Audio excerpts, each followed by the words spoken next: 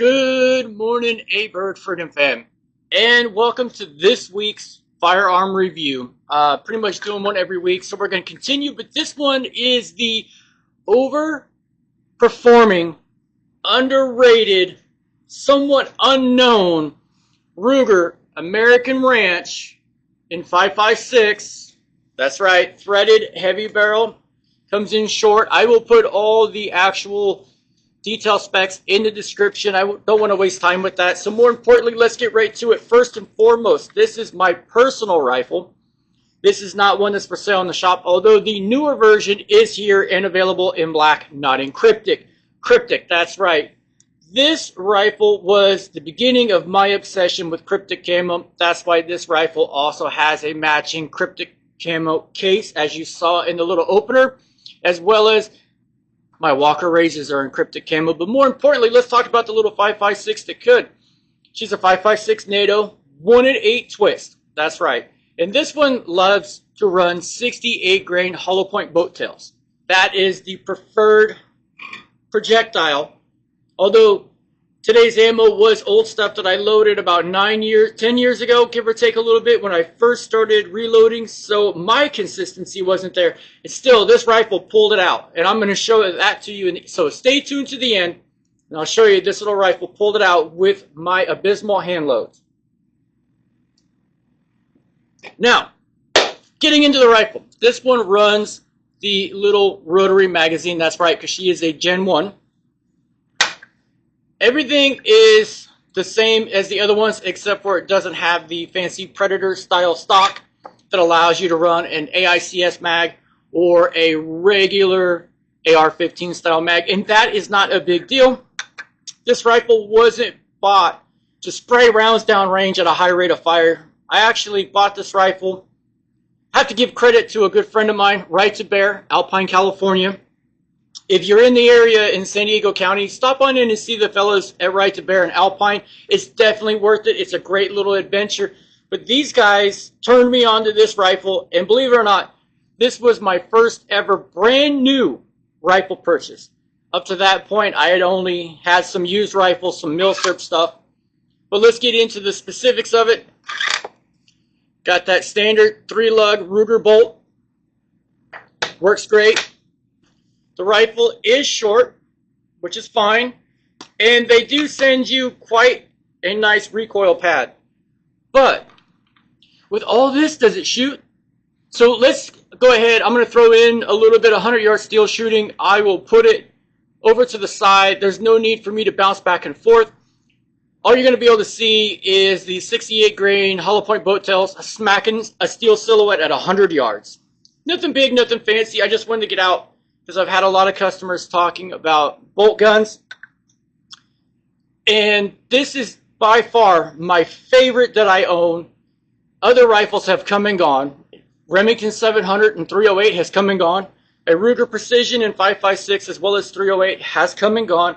But the little Ruger American Ranch has stayed. Now, let's go over a couple of points with these rifles that have to be noted. If you will note, hopefully you can see it, the bolt is serial numbered. This bolt is matched to this rifle. Okay, do they shoot? They shoot. Ha! Teaser for the end. Stay tuned, I'll walk you through that target and what was going on there. I got her dressed out with the little Vortex Crossfire 2, 3-9x40, and a little $39 Caldwell bipod. I believe I bought it at Big 5 100 years ago. Definitely at a point now, after having this rifle for a decade, I think it's time to go ahead and do some upgrades. These scope rings need to go, these cheap little one-piece screws. This rifle performs at a level that definitely warrants putting some effort into a good bipod as well as some good scope rings. No, I would do nothing to the trigger at all. The rifle is a pleasure to shoot. Once again, I'm just going to put it right here. I'm not going to keep telling you it's going right there. I will put little clips in there from the range today. My point being is that sometimes we overlook an affordable alternative. When I say an affordable alternative, the Ruger American rifles in general. I've had them in 6.5. I shot a couple customers 308s. They do great. So what I want to do is bring to you an overlooked, underappreciated, but outperforming rifle that nobody stops to think about, the Ruger American Ranch.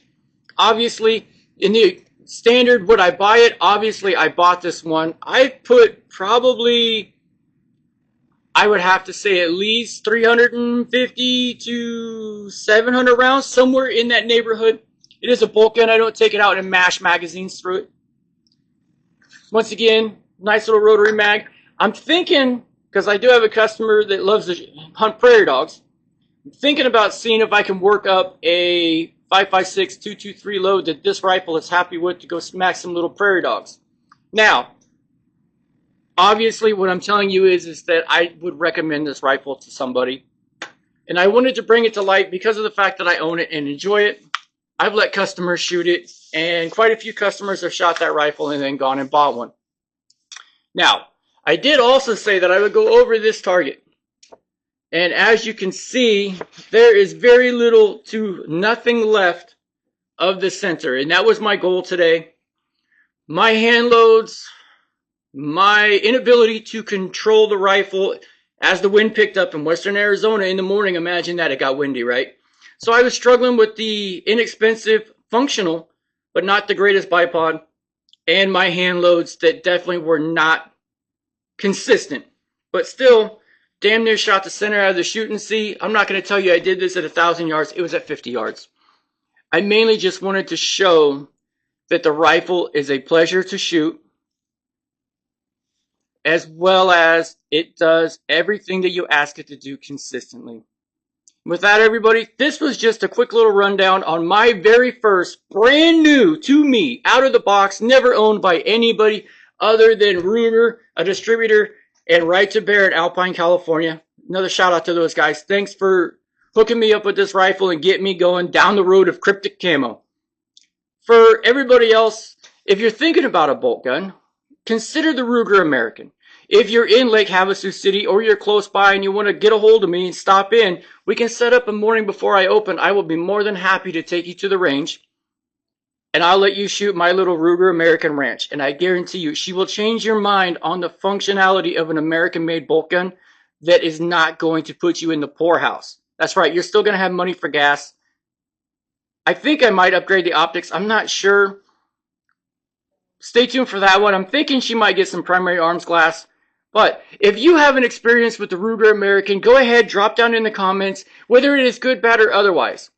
Don't be afraid. If you think the Ruger American sucks, all I ask is that you be able to back it up with some actual experience with the rifle, not just, my Howa 1500 is better than your Ruger because it's a Howa 1500. Nothing like that. If you have a legitimate issue with the Ruger American, by all means share it so we can all learn. With that, everybody go ahead, like, comment, subscribe. If you want to know more and you want to shoot this rifle, and like I said, you're close to Lake Havasu City, Arizona, get a hold of me, let me know. I will arrange to meet you at the range, and I will let you shoot rounds through my rifle so that you can decide if you want one. With that, everybody stay safe. Don't forget, there are a lot of really great options that are affordable and yet overlooked. The Ruger American Ranch is definitely one of them.